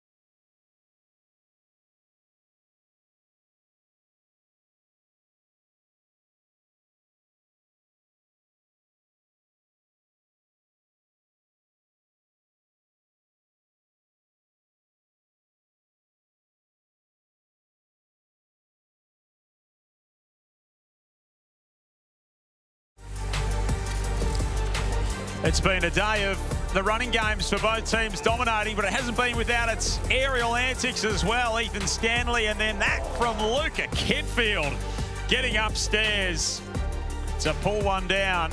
They made some serious inroads into the game in that third quarter, trailed by 42 at half-time, Casey. The goal after the siren from that big man has made it a 27-point game with a quarter to play. 8-7-55 to 12-10-82. Joel Peterson, Bonnie Toogood, Josh Jenkins and Steph Clarkson with you. And this one's got an interesting all of a sudden, JJ. It has, absolutely. There was one more goal that Casey probably should have kicked that would have really given them some genuine life and belief going into this final term. It will be interesting to see what we get from...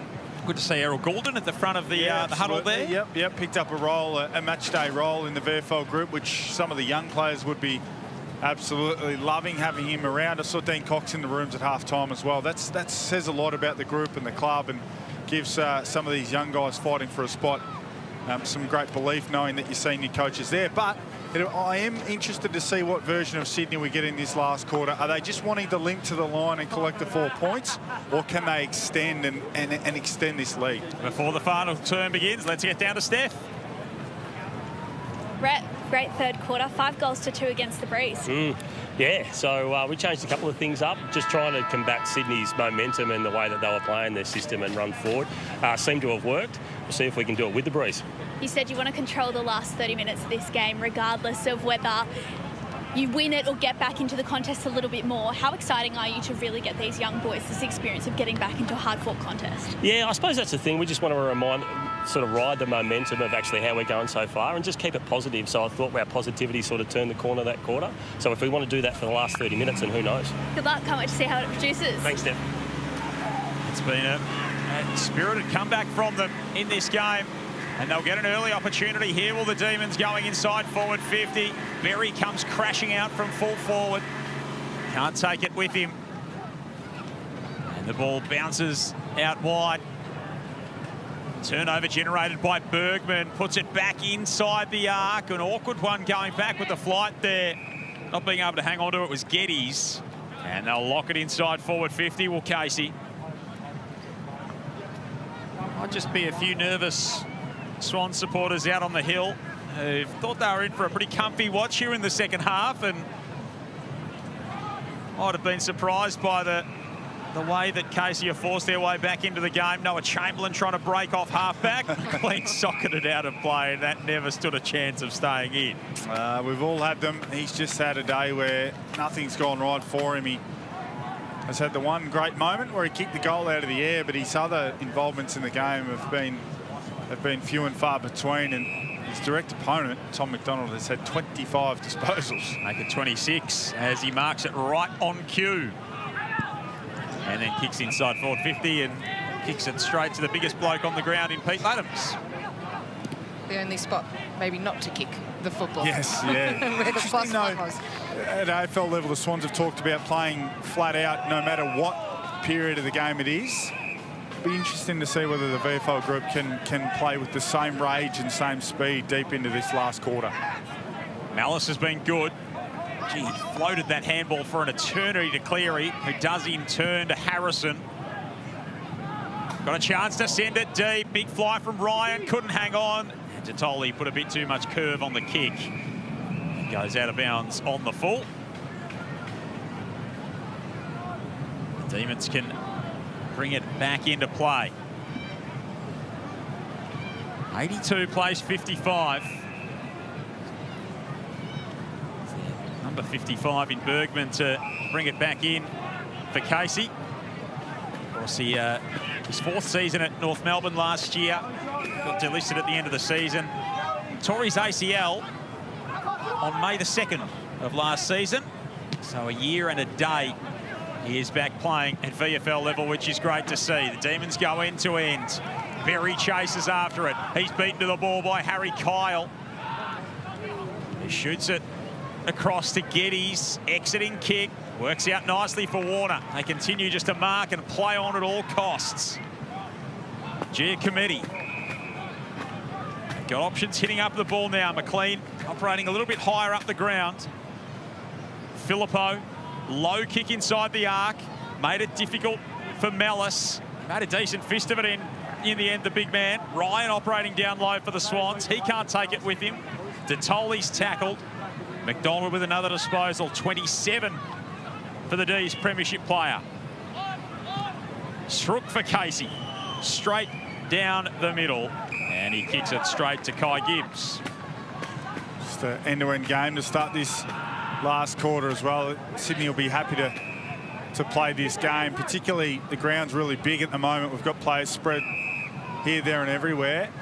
Free kick to Sydney. They almost coughed that one up. But if the ground's big, I think it does suit Sydney. They can start to kick and mark it. They don't have to play the handball game as much.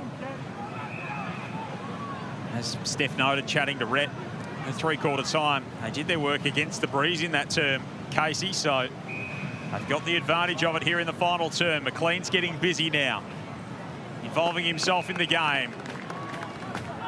Kicks to the edge of the arc for Laddams. Possession number, or disposal number 29 for Laddams, so not without a chance to get to 40. He offloads to McLean. That's a great example of how work rate can keep you in the game. He ran from up on the wing, drifted inside the 50, and he ends up with it 30 out. That's the thing about it, life as a forward, Bonnie. I mean, there's no reason why McLean can't get busy in this last quarter, do what he did in that passage of play, touch it 2 or 3 times, have some shots at goal and finish positively. Absolutely, and it can shift your confidence as well. I think it was a really good move, whether it was a coaching decision or whether it's McLean's decision himself, but getting himself up the field, get some hands on the footy and drift forward and get a shot on goal. Hasn't struck it as he'd like from his couple of opportunities so far, Hayden McLean. That one he does steer through. His second. The Swans get the first of the final term and get out to a 33-point break again. So there you go, great start to this last term for him. He has already had 3 disposals and gets that goal. So 2 goals, 1 to his name. And as I said, there's no reason why he can't get another 1 or 2. And all of a sudden you think, well, he's ended the game with 3 or 4 goals and has played his part. That is how fickle it can be as a forward. And, you know, for those of us who have watched the whole game, Tom McDonald has absolutely had his measure, 27 disposals for McDonald. But anytime you can walk from the ground having kicked 3 or 4, you feel like you've done your job. Absolutely, but I think it's just really smart by him to push up the ground, being able to lose your defender and upset Casey's defence that has been really rock solid on him. So just make himself wander up around, free himself up, and then that's how he got that shot on goal. Cleary gets into the clear at the clearance and can't really give Sydney any decisive advantage with the takeaway. Delarue tumbles a kick inside 50 for Casey. Up to meet at his Snell, kept on moving through a couple of sets of bodies. A couple of pairs of legs as well in there for Taj Delarue as he fought for it. White and Laddams, that was pretty awkward from both of them, to be fair. Delarue emerges with it. It's a powerful move. Kicks to full forward. And Armu was beaten on that occasion by the experience of Hamling. Just had to push back hard there, Armu, and he's probably not in a marking position there, but that's where with that big body, if he can push back hard, he can bring that ball to ground and either give himself or his teammates a chance at ground level. I like a lot of the things he's done today, Armu. He moves quite well for a really big man. 199 centimetres. He's an explosive athlete, still only 18 years of age, so lots of good footy ahead of him.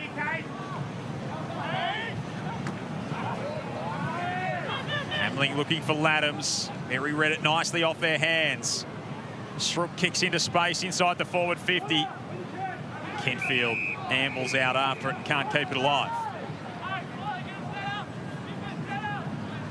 Just steadied things, Sydney, after a reasonable little period. Pre and post 3/4 time, they've just been able to steady. Of course, McLean's goal was more than handy, but still interested to see how they approach this last quarter from a psychological perspective. Bonner to Matthews. We've seen that he's got some tricks. Kicks it a mile in the air to full forward. And that's really well judged by Snell. Great back with the flight mark that was. Good protection from Hamling too to allow his teammate to come in and mark that. Interesting size. Snell, he looks a little bit like a Dane Rampy, sort of third tall might be able to play on talls and smalls, which is a great skill to have. 194 centimetres, had 26 touches a couple of weeks ago against Port Melbourne.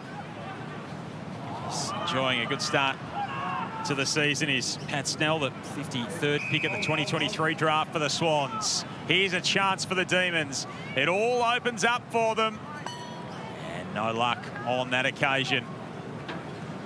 Eyes probably lit up there, and it was a great decision to run forward, but had Matthews there in the pocket, who we know can kick a smart goal, so I think he just blazed away a little bit too much there. Lee Hodder kicked one in the second term, couldn't add to it there. Stanley generates another opportunity. They just keep punching it back inside the arc here, the Demons. Berry on the up, Kentfield tackled by a couple of Swans, not going anywhere.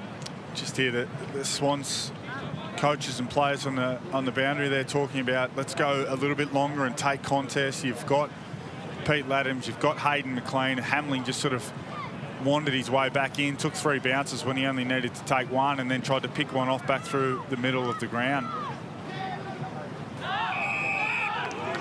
Free kick here, and it is going to Matthews. So we'll get another look at this set shot routine.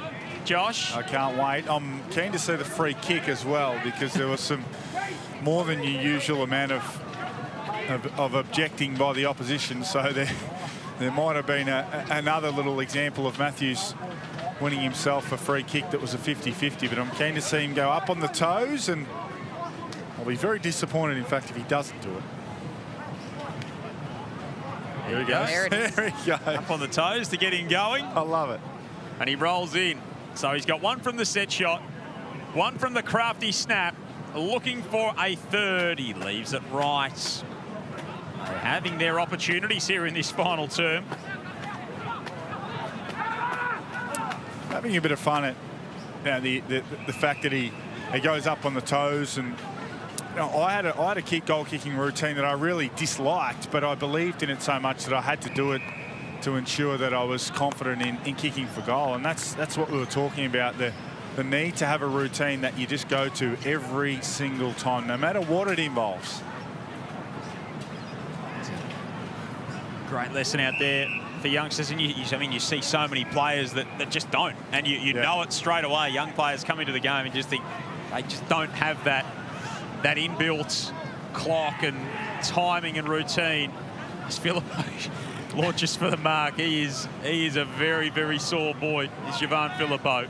He is. I think the other element now, so many players like to snap goals around the corner. That too needs to be a routine, because that is a set shot. Yep. You need to, whether it's putting the ball on the ground, whether it's taking a breath or two, whatever it is, that also is a routine you don't see players do enough. Warner attacks the contest powerfully, and Riley Onley just cruises out of defence, kicks into the middle of the ground, and it's all locked up. And don't want to harp on it too much, but your forwards always usually have a set shot routine, but it's always encouraging the rest of your teammates who played midfield. Even your backmen never know when they might need to have a set shot, so everyone should put the time into making sure that they have a routine that they can rely on. Corey Warner up to 24 disposals. He kicked those 2 early goals. I wonder whether he can turn himself into a Ben Keys type hard-running half-forward. Just accept the fact that it's going to be hard to get midfield minutes, because I think that's one of the greatest challenges for young draftees that are midfielders, but there's no midfield minutes. They often have to play half-forward or on the wing. Levi Ashcroft is still having to do it for Brisbane. Can you find another role and make it your own whilst you have to wait for that midfield time? It just strikes me, Warner, as a player who is purpose-built to be that hard-running half-forward who hits the scoreboard. Yeah, so what else has he got in the kit bag? Matthews played the part in winning the free kick. D'Angelo kicks to full forward out the back here. Stanley's looking for a third. Got corralled, handed it off. Cinema around the corner. He's got it. And Casey continue to claw their way back. Absolutely they do, and Stanley's had a terrific game. He's had 19 disposals. 6 of those score assists, which is fabulous, and he's had 2 goals himself, and he sets his teammate up really well there. He's a good-looking athlete as well, the way he moves. He's got long arms. He's quite rangy, so looks like an AFL winger, if he could if he could continue to narrow and nail down that role. He's been really, really rock solid. One of Casey's absolute best players today. And his numbers aren't up there with Bonner and McDonald and a couple of others, but it's been bang for buck with his 19 disposals. That's been most impressive. 7 inside 50s as well from him. Played a couple of games for the Dockers back in 2023. Ethan Stanley, after being picked up in the mid-season draft of that year. And a starting positions warning out of the centre. The mid-season draft's becoming interesting. I'm hearing that there might be a club just putting a player away already for the mid-season draft, which is interesting. Really?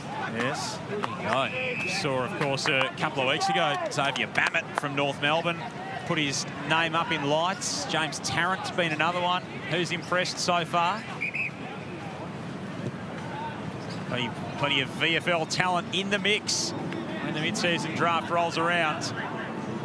McLean, offhands Harrison. Been done for a throw there, I think. McLean might have come up a little bit sore again in the marking contest as well. Here's Jed Adams in his 4th season at the D's. 38th pick in 2022. Worked it to the wing swiftly. Nice little step there from Skipin, who's shown that he's got a powerful leg, and he absolutely kicked that like a sack of wheat, and it just floated into the arms of Matthews. This is going to be an incredibly difficult kick with that breeze. He's going to go around on the left. He's going to have to absolutely nail this contact, because if he bellies the ball at all, there he goes up again. Around he goes.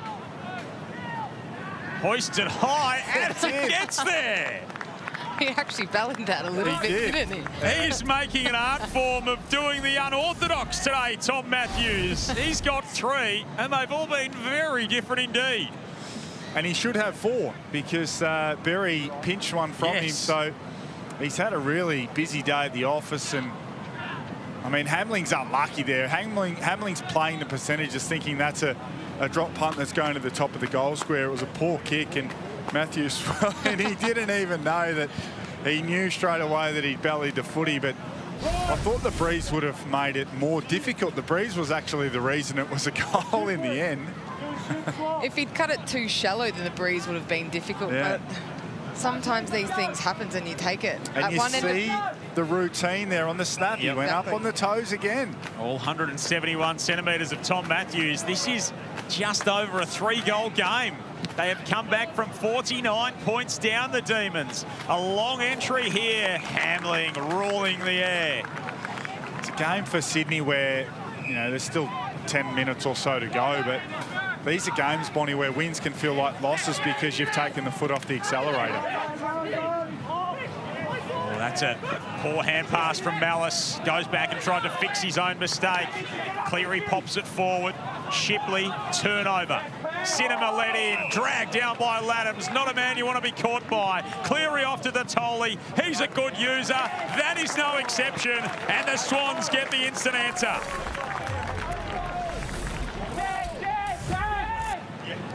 Well, they were going to try and turn their handball game, their forward handball game, straight back on. So the game gets a little bit edgy and they try and turn it on. They had some opportunities there, Casey, to turn that ball over before that tackle, and it was a really good tackle from Peter Laddams that caused the back-to-back turnover and a beautiful finish from Detoli. You can just tell the way he moves and the way he kicks the ball. He's got a lot of talent. He's someone Sydney Swans fans can be super excited about. Very, very skilled Jesse Detoli. Showcased that Vic Metro over a couple of campaigns. 2nd round pick in the 2024 drafts. Seen him at AFL level just yet, but in fact he this season played 3 games late last year. Did Detoli as the Demons go inside forward 50, and Kentfield's found himself in front spot, been able to pull that one in. off the back of some strong body work as well. But that was great pressure at the centre bounce. It looked like Sydney were going to get away with it, but Casey kept pressing and pressing and were able to get a clearance. And then great body work by Kentfield. We saw his kick after the siren in the third. Keeps things interesting if he gets this one through. So this to keep them close. Look at Kentfield. There's a great look at it. It's exactly what he needed. They will not go away, the Demons. You've got to give them all the credit in the world because they're up against it. They're a young team, probably, you know, fairly unfamiliar with each other in terms of how much footy they've played together. The Swans have got a real core group of experienced AFL players who have been pretty dominant across the game, but Casey have just refused to lie down, and that's been really impressive. It has been, and it's really changed with the pressure, the ability to press, and it all press together. That's how they've been able to generate their turnover, and now they're starting to get the reward on the scoreboard as well. And you know, 19 points in it. It's an exciting game of footy. Hopefully a sign of things to come for this afternoon. The Swans and the D's will be coming up not too far away. Sunday ticket on Fox. And a free kick out of the middle going against Malice. Bonner drives it in for Casey. It'll float over the back of the pack. And they'll get another forward stoppage here.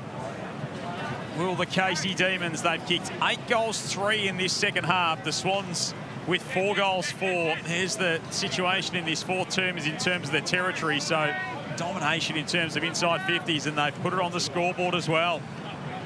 19-point game into time on in the final term. Snell slapped on by Ryan. They had the numbers there. Hanley's exiting hand pass left a little bit to be desired. Harrison had it, lost it, forced away from him. Hard stuff from D'Angelo. Clearing kick from Cleary. Nice. And McLean really attacked the ball with some presence there. He made them know he was there and up for the fight. Longmire. Warner got caught, dragged down. Bowie got him a second time. That one will be rewarded. No. Umpire says throw it in. Oh, boy, oh, boy. And if Jake Bowie wasn't already having a frustrating afternoon, that only added to his woes. Yes. I don't think we even need to say it. No, I don't think we do. Just a miss. At a key stage, I mean, the D's can go forward and potentially get on the scoreboard again. That would have been a big moment. Warner strolling through the stoppage, can't take it with him. Cheffers handball forward. Now it's working for Casey, what was working against them earlier in the game. How the tables have turned. Stanley out wide. Sold it beautifully and kicked to absolutely no one.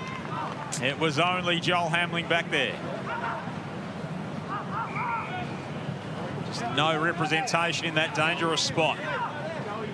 And probably too early for the Swans to go to this kick mark game. I mean, for a moment or two, but it has to be just a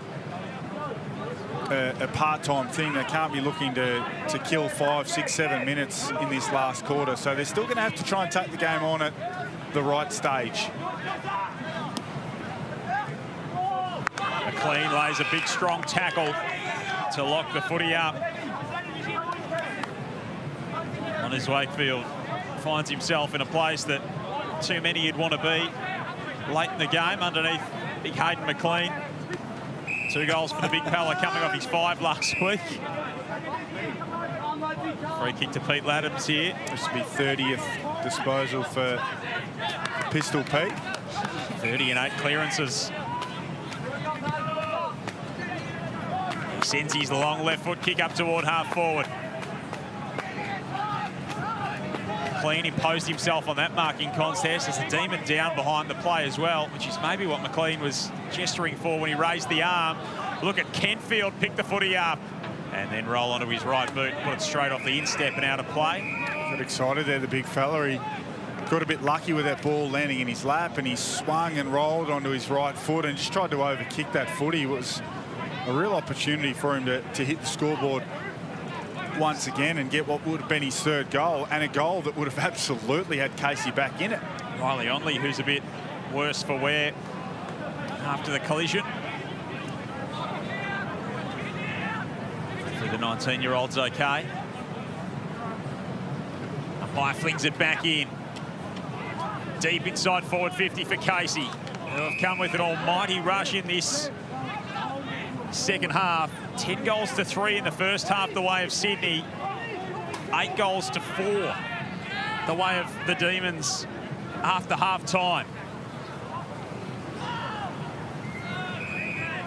It's a young team and they've played with some real exuberance in the last 50 minutes of footy. Are they good enough to close it out? They'll need something pretty special from here. They need 4 scores. We've had 6 goals in this term so far. Slap to a dangerous spot. Snell's there. He goes to ground. Massive pack around the footy. It is absolute stacks on. It is. I mean, we're in New South Wales, so a little bit of rugby union, scrum after scrum. Need a line out. At the moment, there's plenty of bodies around this footy. Matthews hunting for it. McDonald's been swung forward to try and make something happen. Kentfield, again with a really neat pickup for a big man, but couldn't break free of the tackle. It's where if you're a Casey player here, you get an opportunity to go over the foot. Don't play for free kicks, just put your head over the footy, spend time over the ball, and the free kicks will come if they're there. Swans fans continue to roll in their droves. Bowie grabbed by a couple of Sydney players in Totoli and Filippo. Got to get aggressive too here, even though Laddams is dominant in the ruck contest. Get some Casey mids on the fly, some half forwards trying to create some space. Laddams to his former power teammate in Bonner. High kick to the pocket. McDonald, Matthews trying to create something once more. Skied out of there by Cameron. Sit under that, he says. Out the back, Bowie hooks it around the body. No. 3 straight kicks.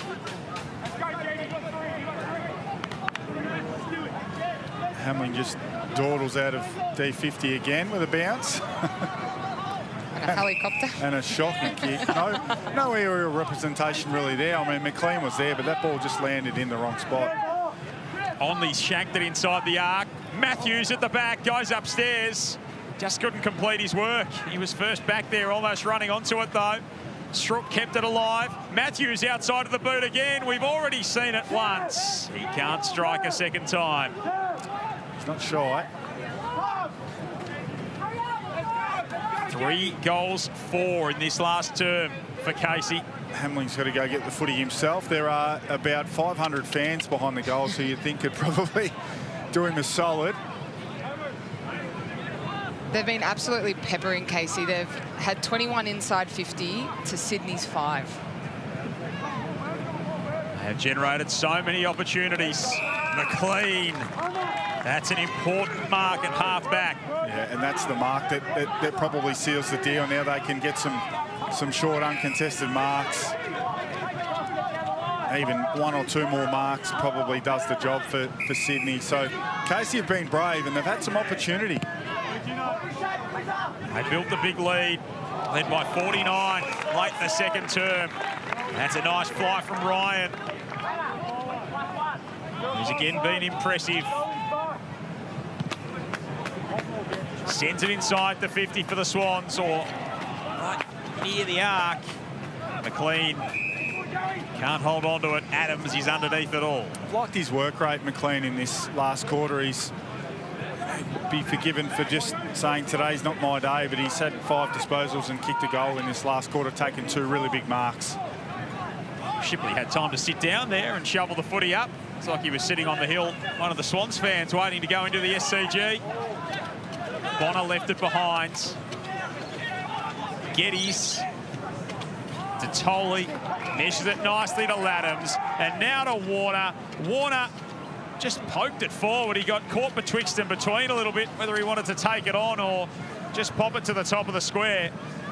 And Adams helps the Demons repel the danger. Trailed in a big way. They've shown enormous resilience to get back into the contest, Casey. It feels like it'll be too little too late. They've shown plenty of spirit in this second half. Snell hands it off in defence for the Swans to Gibbs. Kyle gets run down. There's some tired bodies out there now in these warm conditions. It's been a taxing afternoon for both teams.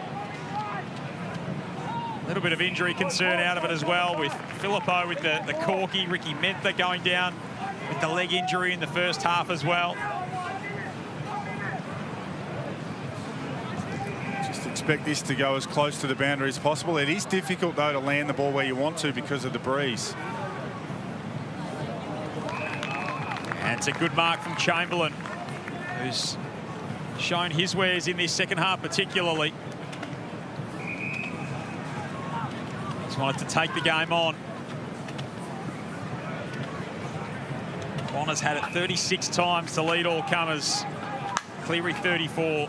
Laddams 32 with 33 hit-outs, 9 marks and 9 clearances. And the Swans hang on. They withstand a valiant Casey charge. Opened up a big break early in the game, led by 7 goals at half-time.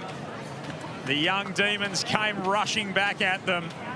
But Sydney had a bit too much firepower and class. And they win in the end by 17. Yeah, always expected on paper Sydney to be a little bit too strong with so much AFL level talent.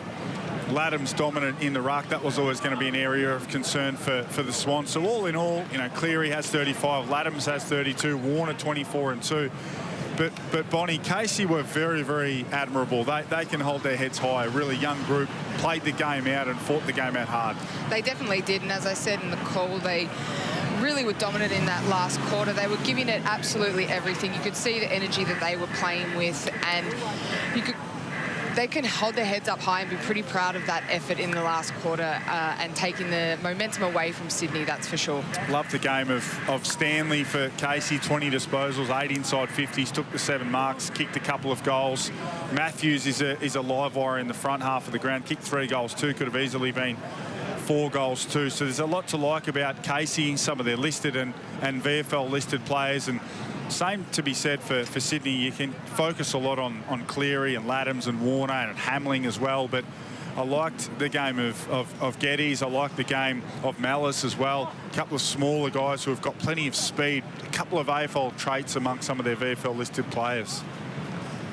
So 14-10 in the end, plays 11-11. Matthews leads all the goal kickers with 3. They should have had 4, as we mentioned. Stanley kicks 2 for Casey, McLean 2, Filippo 2, Warner 2, Kinfield with a couple for the D's as well. Let's get some reaction. Steph Clarkson. Joined here by none other than Peter Laddams. Great game for you. How did that feel? Yeah, it was a good game from us. I think with the wind, it was tough, for half the game. But we just had to get our contest right, and I think they brought that in the second half. The first half we were really good, and then we sort of went away from it a little bit. But it was good to get the win. What changed in the second half? We saw you guys come out and really dominate those first 2 quarters, and then Casey got a hold of the third quarter. What changed? Yeah, I think just our contest. I think they were really good. We started really well, as you said, and then they just got on top of us. Luckily, in that third quarter, we had the win, so they weren't able to score as much as they probably could if it was the other way around. But then we were able to hold them in the last and get the win. Beautiful. We'll go enjoy the win, sing the song, and good luck with the rest of the season. Thank you so much. So a good start to Sunday Ticket on Fox for the Swans. 17 points. The action continues next at the SCG. It is Sydney and Melbourne. Leading our coverage is Corbin Middlemass. Thank you very much, Joel. The Sunday Ticket on Fox brought to you by Yui, the official partner of footy fans, and a good old-fashioned ruck-off today on the Sunday Ticket. Brodie Grundy in his 250th game up against his old mate in Max Gorn. We've got Dean Cox up against Stephen King in the coach's box. It is arguably game of the round on paper, and it's been a high bar to try and clear this weekend. A pair of All-Australians, a pair of 300 gamers alongside me, Brad Johnson and Nick Del Sano. Gee, this is a game we've looked forward to all week. It has been a fantastic weekend of football, and this may be the very best of them. A fantastic preview about what we think will come up with a couple of those matchups. But this is the informed team of the competition up against the surprise packet. But this Stephen King-led offence will really challenge the Swans today. But I think we know who the Swans are going to be, and we're still waiting to see if this is the true Melbourne. But this is their greatest test so far. Oh, it is, especially a Swans team in their last four. Their average winning margin is 66 points. So they're in fine form. They get a couple of good players back, and you see why they're dominating the ladder there. But the high percentage as well of 178.1 to the D's over 100, which is a good response for them under new coach Stephen King. But this is an intriguing battle. Melbourne looking to bridge that gap and even themselves at the end of the day and get on 24 points with the Swans. Great day of footy on Fox. GWS and Gold Coast sandwiched in between bounce and first crack. You've got it all covered today right here on the Sunday Ticket. Let's kick it, speaking of dual All-Australians, let's kick it down to one of those, part of our crew on Fox Footy always, Ruby Schleicher, who's recovering from hand surgery. It's great to see you with us, Rubes. Yeah, I thought I was Dustin Martin for a second and pretty quickly remembered that I wasn't in training a few days ago. So a little bit of silverware in the hand, quick fix, no problems at all. But beautiful conditions down here. The SCG starting to just fill up a little bit. There's been a marathon here in Sydney this morning, so as expected, the crowd is going to filter in as it gets closer to game time. Bit of a breeze favouring the Don Bradman stand. But I want to talk about Sydney. I want to talk about their incredible ball movement that we have seen across the first 7 rounds of this season, and particularly the way that they move the ball by hand. So if we look here, their metres gained by hand, 867 metres gained by hand last week against the Dogs, the most on record. They have a clear game plan, and that is to get the ball in the hands of their movers and the shakers and get speed on the ball. They want to use the corridor, and they want to try and isolate their key forwards. Now, word within the club is that it has a heavy Simon Goodwin influence to this game plan. He has really brought this into the 4 walls and encouraged these players to take the game on, as we've seen the Lizard do so much and as we saw him do last week. We'll have a look at a lab now and to have a prime example of that. The movement out of the forward half, they want to keep the ball in possession. They don't just want to bomb it once they're under pressure. And why wouldn't you give it to the Lizard? Look what he's able to do. The frill on the neck is up and off he goes. And all you have to do there, if you're the D's, you need to stop the run. You cannot allow him, you need to check him. But as you see here, they're not just happy to bomb it to the Dogs' folding back numbers. They want to find the best option inside 50. We have another look here. This is one, Charlie Curnow is the beneficiary as one of his 7 goals last week that we saw. But they want to get it to the outside, get it to their runners, and look at the work rate. They run in numbers, they use the hands, they're not just bombing, and then they find their key targets isolated out. It is a critical game plan for them at the moment that they're doing really, really well. Thanks, Rubes. And the man who was the big benefactor on the end of it is Charlie Curnow, the latest high-profile key forward to head to the Harbour City. And gee, had his biggest day yet as a Swan last Thursday. He's the big-name recruit. There's no doubt about that. He was there to complement what they already had. And I think he's just building into this season and into the system that we're currently looking at. And that vision that Rubes has showed absolutely plays into the hands of any key forward, let alone someone with this man's ability. He's kicked 19 goals for the season, and look at the 7 last week. But he's just starting to find his feet and starting to work out where he can get the football and what role he plays. So 5 of his 7 games this year, he's kicked multiple goals. In those other 2 games, he didn't kick a goal at all. But looking at those numbers, he's only taking 2 marks inside forward 50 per game. He's just getting started. There is a lot more Charlie Curnow to come for the remainder of this year. And it's understanding your teammates as well, and that's what it's taken a little bit of time for him to do. You've got someone like the Lizard who we just watched, and he can run and bounce. You think he's going to kick, you go, then he takes another bounce and goes left and right. So it's an adjustment with his patience, with his leading, which he held last week. He held back deeper, went at the right time, had the right matchup, and got on the scoreboard. And evidence says, and history says, that it takes you a little while to understand the nuances of your teammates, when they kick, how they kick, the elevation. He's just starting to learn that. And just going through the team and the matchups, he might get a couple of matchups that he really likes again today. So don't be shocked if you look at similar numbers in a couple of hours' time for Charlie Curnow. Of course, we know that the well-trodden path, isn't it? Lockett, Hall, Franklin, and now Curnow, the last of that list of the high-profile key forward that heads to the Harbour City and is having success in the young season. They're a problem, aren't they? They're the hottest team in it, certainly through the first 7 weeks. Well, they're the #1 team for scoring and the #1 team for team defence as well. So they're doing it on both sides of the football. And you listen to interviews of either players or Dean Cox, and they speak about their ability to defend strongly and then rebound and turn it over off the back of that. And they are damaging. They have so many avenues and weapons when they go forward, but don't mislead or get misled by their ability to use the footy. It's their team defence and their willingness to compete. That is their feature. These guys are a whole lot of fun to watch. Jono in the young season 2 under Stephen King, 5-2. And I think even if you were the most optimistic Demons supporter, you couldn't have hoped for much more through the first 7 games. Exciting to watch at the MCG. That's what they've been in 2026. Outside of that, the 2 games interstate haven't gone so well. So it's a big challenge for this group running out onto the SCG to start well, get themselves in the game early, led by their premier ruckman and best player in Max Gawn. So it's a huge day for the Ds, because you have a look at their snapshot over the 8 weeks. What they have proven, though, is big wins against the Gold Coast Suns and the Brisbane Lions. And I think that's where Melbourne fans will sit there and go, wow, we can compete with the very best. We've beaten the teams that we need to, except the Essendon game, which they let themselves down in a big way, where their work rate and intensity just wasn't there in gather round. But either side of that, you've got unbelievable wins for the season where their confidence is high, and they should be extremely proud of what they've achieved so far. They love this time slot, 3:15 on a Sunday. They're 4-0 when they find themselves on our air at 3:15 Eastern on a Sunday, as they are today. They're in possession of one of the best players in the competition. He wants to be the best, as he told us on Fox Footy last Friday night. Keziah Pickett, what a weapon. He's not far off the best player in the competition. I know everyone will have an opinion on whether he is or who isn't, but this guy has just exploded to another level, and there's reasons for that. And one of the main reasons is his midfield time. So going at 83% midfield time, he's no longer that small forward that'll come in and relieve Petrarca or a Clayton Oliver. He is a bona fide and an exceptional elite level midfielder already. But what he brings is, as we all know, is that creativity. So you have a look at some of these numbers displayed against the Tigers recently. They're off the charts. That is as good as any midfielder in the competition. Yet he still has that ability to turn nothing into something special, either through himself, whether it be a goal, but also the way that he sets up his team.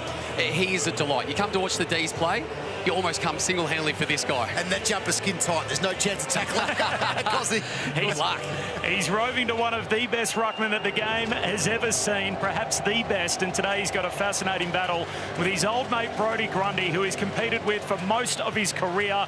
He played his 250th a few weeks ago. Grundy plays his today.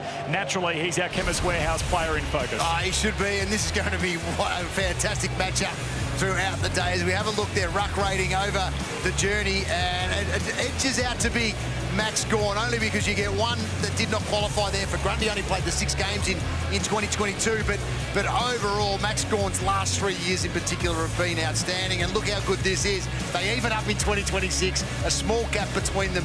Can Grundy beat the Premier Ruckman in the competition today? And also keep in mind, they were teammates for a short period of time. They had the 2 best rucks in Australia. But what a fantastic milestone for any ruck. And you think about how combative it is and the injuries that you are possibly exposed to. So congratulations to Brodie Grundy, and a little bit ironic that he's doing it against Max Gawn. If they were together and we had the rules of today, they would be the best 1-2 punch in the competition. They'd be unstoppable. Imagine that, 5 on the bench, same rotation cap. The advent of 2 ruckmen that would a bit more. What a fun matchup it's going to be today, and what a player he's been, Max, for a period of time.